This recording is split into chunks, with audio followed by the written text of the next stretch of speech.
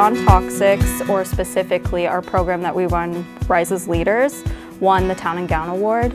And Rise as Leaders basically is an EJ, or an environmental justice leadership development program, specifically for youth of color who are high school or college aged.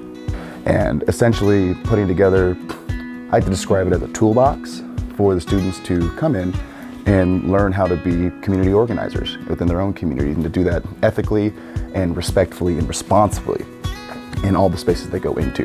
The students have full control over the project that they decide to work with. They find the causes that are important to them, they find the communities that are important to them, and they find the community partners that are important to them. So this project was a collaboration with Eloise in our Environmental Justice Fellowship through the Holden Center. We both are really passionate about environmental justice and local community organizing. I was already an intern at Beyond Toxics, and I'd also done the Rise Leaders program as a participant the year before. So Eloise and I wanted to kind of design it more towards BIPOC high schoolers or BIPOC youth. Students, especially when I've given trainings here at the University of Oregon, although folks have a grasp on like general issues, they lack a lot of that like laser focus on like the specifics, like what's like the history of environmental justice in Eugene, or what are current issues. For such a long time, this space hasn't had lots of joy, lots of community building and relationship building.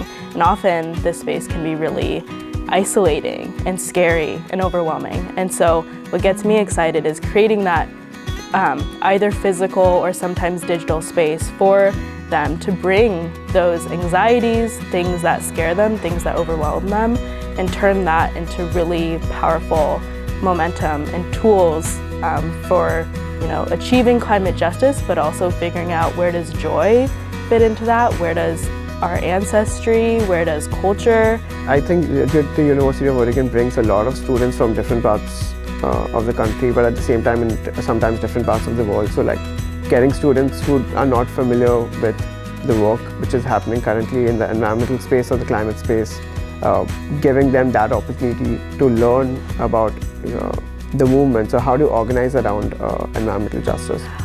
I would say that Miriam and Eloise are two incredibly driven and motivated women that are going to make a huge change wherever they go, and I'm just so proud of them and so grateful for all the work that they've put into making our community a more just and equitable and sustainable place for everybody.